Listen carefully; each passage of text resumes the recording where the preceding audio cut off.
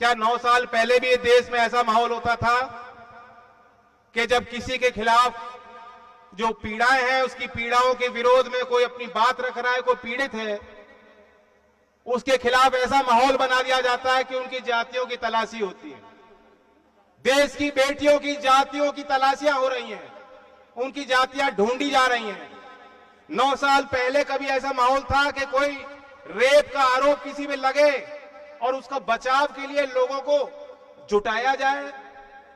कश्मीर में आपने होते देखा, गुजरात में सजा व्याप्तियों को उनके अच्छे चरित्र के कारण जल्दी छोड़ दिया गया है। उन्नाव जिले में उत्तर प्रदेश में हमने यही कांड होते देखे हैं। हाथरस में बेहद गरीब परिवार जो रात रात घर वालों को आखिरी दर्शन नहीं करने दिए, चिता पे जबरदस्ती प्रशासन के लोगों ने उनको जला दिया। उस पीड़ित परिवार को भी न्याय नहीं मिल पाया है, उन्होंने भी बहुत संघर्ष किए। उनके लिए बचाव के लिए जब कोई सामने आए समाज के लोग, तब भी बताया गया नहीं, ये तो जातियों का विषय है, ये फलाना उस जाति से है, फलाने उस जाति से है। उसी तरह से ये पहलवानों के साथ इनकी कोशिश रही है। पहले शुरुआती तौर पे पहले ही दिन से इनकी साजिशें शुरू हो गई। इन्होंने यहां तक कहा कि ये खेल संघ की लड़ाई है, कुश्ती संघ की लड़ाई है, कि हरियाणा के लोग कुश्ती संघ में ज्यादा हैं, यूपी के लोग कुश्ती और पहलवानी में कम हैं, और कुश्ती संघ में संगठन में यूपी के लोगों की हटाने के लिए, यूपी के लोगों को बाहर करने के लिए इस तरह की साजिश रची गई। पहले तो मैं आपसे ये पूछता हूं, हम सब यहां ये भी जानते हैं कि भारत की समाज की क्या स्थिति है। हम अभी भी बहुत चीजें बदल गई, लेकिन अभी भी पुरुष प्रधान देश है।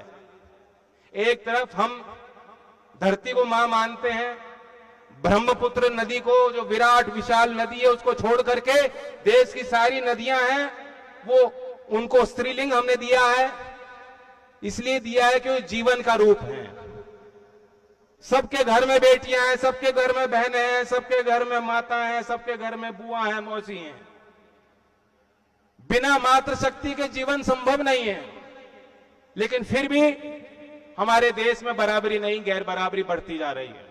और इस देश में माहौल ऐसा है कि कई महिलाओं के साथ जब उनके साथ ऐसे कृत्य होते हैं, वे खुलकर अपनी शिकायत भी नहीं रख पाती हैं। उन्हें न्याय नहीं मिलता, या उन्हें न्याय की उम्मीद नहीं होती समाज से।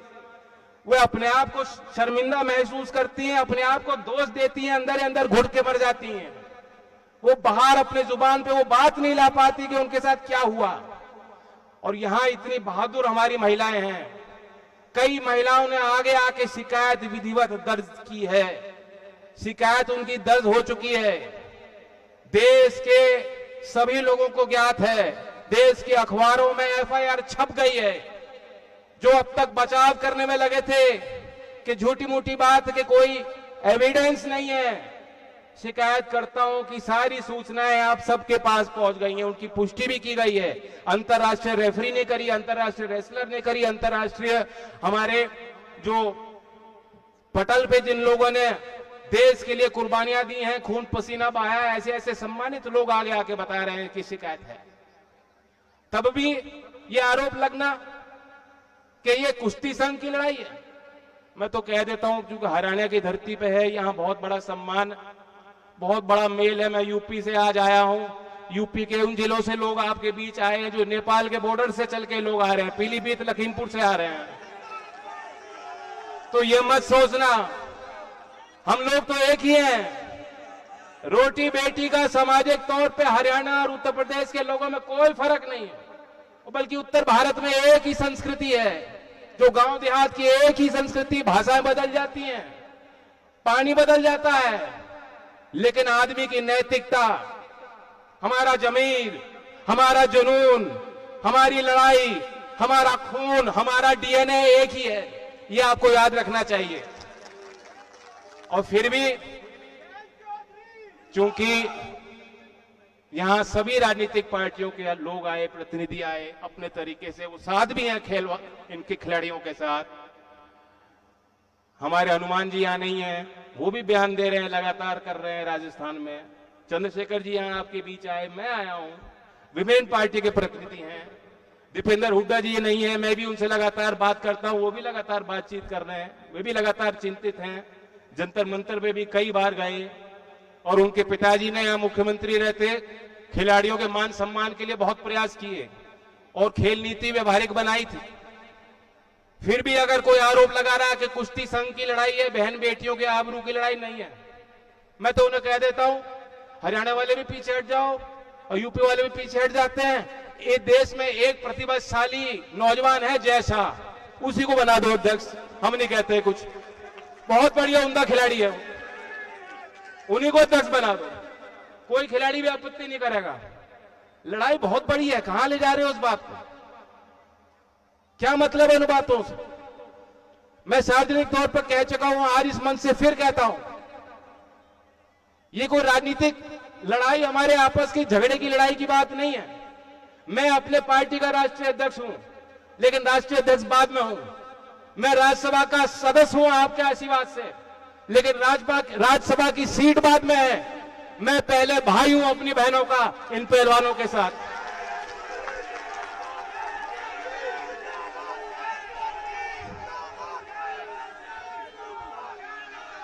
मान सम्मान के लिए जीता है आदमी, ये देश का बहुत गरीब आदमी, बहुत कमजोर आदमी, जिसके पास कुछ नहीं है देने को, वो भी उसके दरवाजे कोई आता है तो दिल खोल देता है उसके लिए। पूरी लड़ाई मान सम्मान की है। जिस समाज में, अगर समाज में हम जीवंत समाज और सभ्य समाज का हिस्सा हैं, आप ये जानते हैं कि जिस तरह हमारे शरीर में अपने आप को ठीक करने की एक शक्ति होती है, उस शक्ति की सीमाएं होती हैं। ज्यादा बड़ा घाव लग गया तो आपको उपचार कराना पड़ेगा, लेकिन आपके शरीर के अंदर भी वो शक्तियां हैं कि जब कोई कीटाणु आता है तो उसका वो मुकाबला करती है। उसी तरह जीवंत और सभ्य समाज के अंदर भी खूबी होती है कि जो समाज के अंदर जो बुराइयां हैं, जो कुरीतियां हैं, जो समस्याएं हैं, हम लोग समय समय पर बैठ के चर्चा करके जो भी रोग लग रहे हैं उन रोग को दूर करें। आज एक बहुत बड़ा रोग है, कुछ लोग एक मामूली व्यक्ति के भक्ति में इस तरह वलीन हो गए कि उनके नजर में ब्रजभूषण शरण और अजय चैनी के नजर में, जो पब्लिक की नजर में वो दोषी हैं, उन्हें वो क्लीन बताते हैं। जिस देश को आजाद करने के लिए भारत मां की कल्पना की, आज उस भारत मां की अब आबरू दांव पे लग रही है। आप यहां मामूली एक सभा में नहीं आए, यहां जोश उत्साह के साथ नहीं आए हो, आंखों में अंगारे लेके आए हो, दिल में आप इरादा लेके आए हो, और यह मंचों से बात कही गई फैसलों की, आपने सबने हाथ खड़े करके कह दिया कि मंच जो भी फैसला लेगा, पहलवान जो भी फैसला लेंगे हम उनके साथ। तो ये बहुत बड़ी बात है। मैं आपको धन्यवाद देता हूं। ये हमारी लड़ाई आपकी लड़ाई है, और ये कोई बाहर वाला कोई दूसरा नहीं लड़ेगा। घर के बड़े आप लोग हो, फैसले भी आप ही लोगों को लेने हैं। जो भी पहलवान नीति बनाएंगे और उसमें हम इनके साथ हैं, वो अपने आप को कमजोर ना महसूस करें। उत्तर भारत में पिछले कई दिनों से आंधियां चल रही थी, आप देख सकते हैं, आज तो हवाएं भी शांत हैं। हवाओं ने भी फैसला ले लिया कि यहां गांव की जो आवाज है, जो पंचायत की गूंज है, वो दिल्ली तक पहुंचनी चाहिए। तो ये प्राकृतिक चीज होती है, कुछ चीज बढ़त हासिल करती है, फिर अपने आप जनता उसे देखती है, परखती है, पहचानती है, फिर उससे अलग हटना शुरू कर देती है। जो अंधभक्ति जो लोग कर रहे थे, अब उनकी आंखें खुल रही हैं बेरोजगारी के कारण, किसान के बढ़ रहे बोझ के कारण, किसानों के कष्ट के कारण। और अब ये जो आखिरी जो एक वो था, कसर रही थी, वो कसर उन्होंने दूर कर दी है। जिस व्यक्ति ने 2016 में जब मेडल जीता, साक्षी के लिए ट्वीट किया और ये कहा था कि रक्षाबंधन के दिन देश की बेटी ने मेडल जीता है। जिस व्यक्ति ने विनेश फोगाट को बुलाकर कहा, विनेश तुम मेरे परिवार की हो, आज उनकी नजर में, निगाह में प्रेम भाव है तो इनके लिए नहीं है, अगर है तो उनके टीम के सदस्य, उनके परिवार के सदस्य, ब्रजभूषण शरण जी उनको दिखाई दे रहे हैं। तो सुधार अपने आप आएगा। यहां तरह तरह की बात हुई, मैं किसी भी आक्रामक फैसले के पक्ष में नहीं रहूंगा। जब बड़ी चढ़ाई करनी होती है, एक लंबी चट्टान है और हम नीचे हैं, हम लोग अभी कमजोर हैं, अभी हम संगठित नहीं, हमारे अंदर बहुत बिखराव हैं, जात पात के नाम पे, धर्म के नाम पे। बहुत रोग हैं जिन्हें हमें हटाना है, बचना है जिन चीजों से।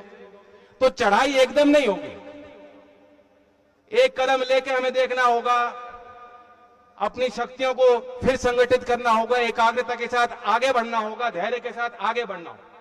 मैं पहलवानों को भी कहता हूं, आप ये मत सोचिएगा कि एक पंचायत हो जाएगी, वो फैसला हो जाएगा और आपके हित में सरकार जो आज सोई हुई है वो जाग जाएगी। ऐसा नहीं है।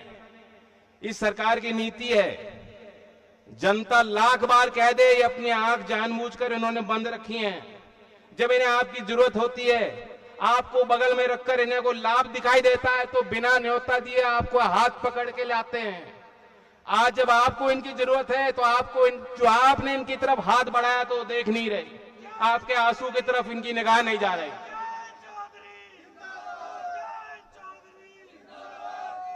तो पहलवानों को भी रेडी होना होगा, लंबी लड़ाई हो सकती है, लेकिन ये न्याय संगत लड़ाई है। कोई भी चीज जो ईमानदारी से की जाती है, पूरा दिल लगा के की जाती है, उसमें आप हार नहीं सकते हो। ये देश, पूरा देश आज खड़ा हो गया आपके साथ। पूरा भारत का जो ग्रामीण समाज है, जो न्याय प्रिय लोग हैं, जो देश के लिए भला चाहते हैं, आज वो खुल के आ गए हैं आपके लिए मैदान में। ये हमारी लड़ाई, साझी लड़ाई है। मैं आपको यही कहना चाहता हूं कि जिस संख्या में यहां लोग आए, देख लीजिए, पंचायतें और भी होंगी, और आपने जो सुझाव रखा वो मुझे कुछ समझ में आया।